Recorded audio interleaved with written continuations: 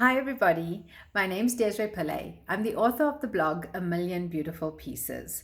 I gave a talk a few weeks ago at an investment in self workshop hosted by Nadia Marilia of Tranquil and Tenacious Minds. I promised everyone that I would make a video of that talk, and here we go. I am every woman. I was born with a sprinkling of stardust over me. Many memories of my childhood are of feeling cherished and made to believe that I was destined for great things. But you see, where there is light and glitter, darkness must exist for the light to be seen. I am the woman who grew up in a dysfunctional family. The first lesson I learned was that a woman had enemies everywhere. I watched my mother being beaten and listened with wide eyed wonder as my father raised me to walk in the path of Mama Winnie Mandela. I was a puppet. I am the woman who was not allowed to own herself. Where chaos exists, so too do opportunists.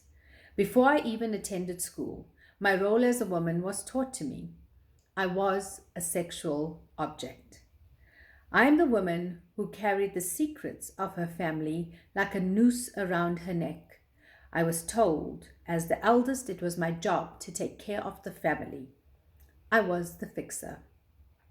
I am the woman who in her teenage years wanted to die.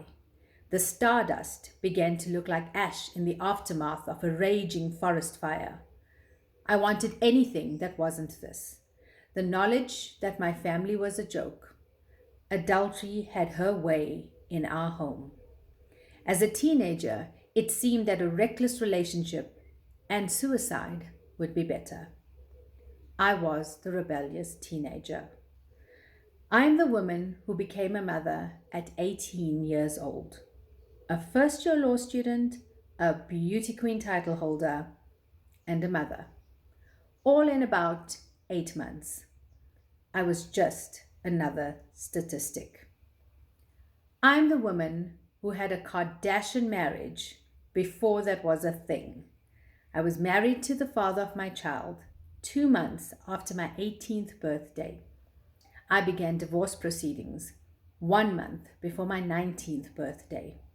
I was a wife, a mother, a survivor of domestic abuse, a single parent, and divorcee. Titles all owned within a year. I was the scandal. I am the woman whose baby was born with a disability. My beautiful daughter, conceived and born from ignorance and heartache, was diagnosed as a person with cerebral palsy, a disability that occurs because of damage to the brain. I was a mother to a child with special needs. I am the woman who found God. In the midst of my despair, as the tornado that was my life story bore down on me in a quiet chapel in Braamfontein, I found myself staring at the man on the cross. He gave me something then, quietly and without fanfare, just him and I. He gave myself back to me. I became a child of God, a sister in Christ, and a daughter of a king. I was seen and known by I am that I am. I am the woman who fought to be recognized as a mother. When very young women have babies, no one believes that they can care for the baby. In my case, even more challenging was that my eldest was a person with a disability. No one believed that I was best suited to care for her. Everyone else became experts. I was deemed less worthy, less capable, less as a woman and as a mother. I'm the woman who learned that good people do exist and that love is real. I remarried. My husband had one condition. He wanted a whole family, and so he asked that he may give my daughter his last name, knowing full well that for all our lives we will work to take care of her. I became beloved. I'm the woman who, as an adult, watched her parents' marriage finally crumble. As sides were picked and relationships rammed, As blame was thrown and lives collapsed, I stood aghast and bewildered at the level of hate a parent could own. I was an adult with a child's trauma. I'm the woman who had another daughter. She came into my life like a thunderstorm after a drought. Strong, powerful, and beautiful. She demanded I let go of all else and blossom into mom. She wielded her personality around her sister and wove her magic around her father. I watched as my daughters grew and learnt alongside each other. I became grateful. I am the woman who battled depression. Childhood trauma becomes a part of you. It binds itself into the fiber of your being. Like many parents, it was hard caring for and nurturing my own girls when I was broken and feeling incapable of doing this job at all, notwithstanding trying to do it well. I was the mother who felt like a failure. I'm the woman who found her path. In my persistence to help my daughter with a disability, I learned and I learned some more. In the days when few people had access to internet, I gobbled any information I could get. I learned about using technology to help my daughter to communicate. I became a teacher, a consultant, an assistive technology advisor. I became a hope giver. I'm the mother of a child with multiple disabilities. When she was 8 years old, my daughter was also diagnosed as being autistic. I did not cry. I was glad that finally we had an explanation for the differences we saw in her. I became a warrior mother. I am the woman who was tired. Life was ceaseless in its demands, emotionally, spiritually, mentally, and physically. As the dawning of my 30s approached, I felt worn out, exhausted by being alive. I became disillusioned. I'm the woman who had a son.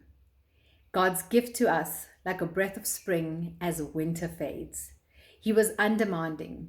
Just as a cool breeze wafts into a home, he gently entered our lives and propelled me to carry on with life. He taught me that not every life-changing moment is loud and filled with fanfare. I became a seeker of peace. I'm the woman who has danced with death. I was able to overcome my suicidal thoughts. But my dance with death was not over then. Our family were told that our eldest daughter could lose her life because of a medical complication. She underwent a 5-hour operation, in which time I heard myself pray this: Lord, if you must indeed take her, then please do it quietly and without pain. Please spare Michael and I the heartache of deciding to switch off a machine. But please, please do not take her now. We are not ready for that. Her surgery was a success. I'm the woman who learned to have faith. I'm the woman who, despite the odds, managed to not just survive my life, I managed to thrive in it. I understand today that the stardust that my life was sprinkled with when I was born did not turn into ash after a raging fire. Oh, no, no, no. That would not be right. That stardust was only the embers of the fire that was being kindled within me.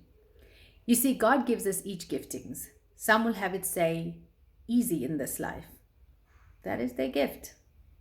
Others will have it harder and will struggle. For those of us, if we can hold on but a little longer, we learn that life isn't about easy or hard. It is about rising like a fire, not to burn out or to destroy, but to give warmth and to guide.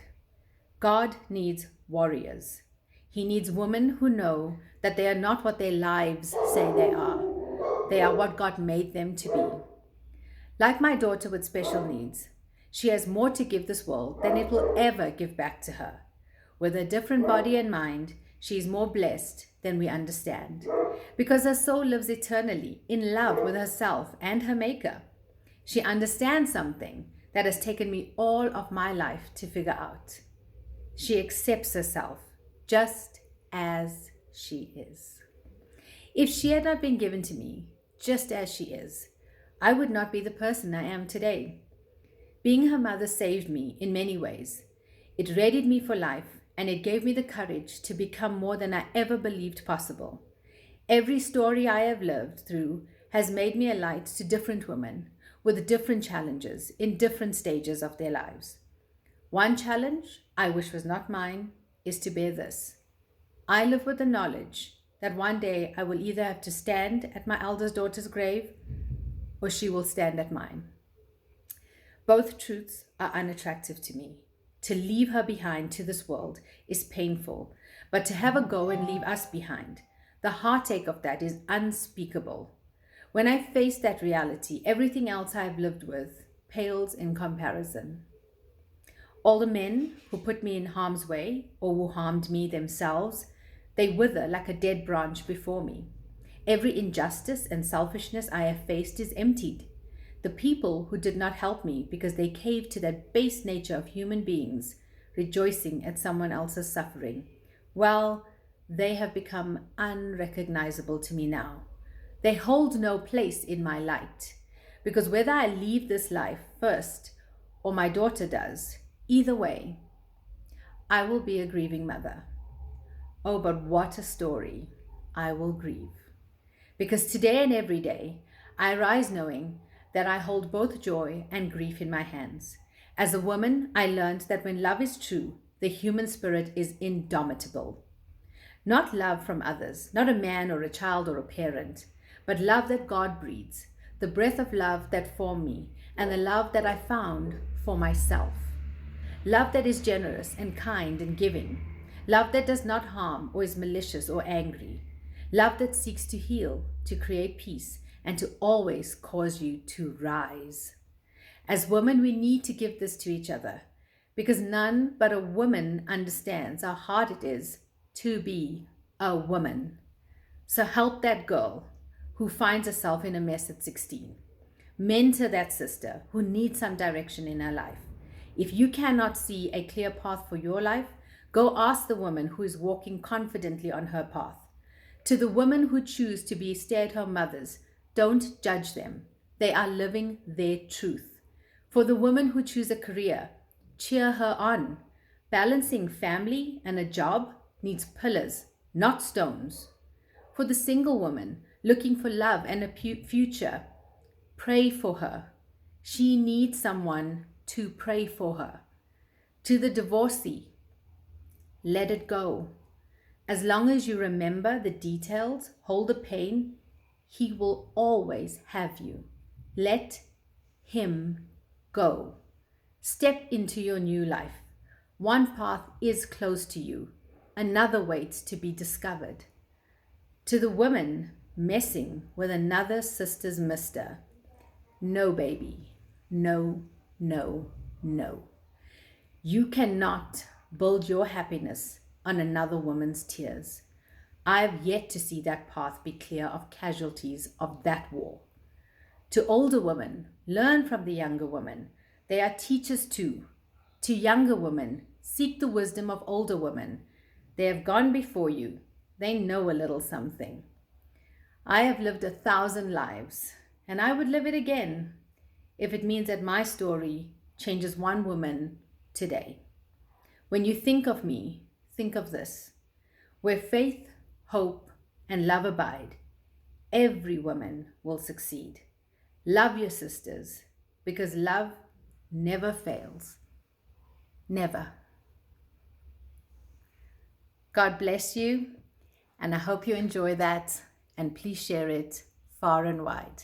This is me, Desirae, from A Million Beautiful Pieces, sharing my story of faith, hope, and love with you, because I am every woman.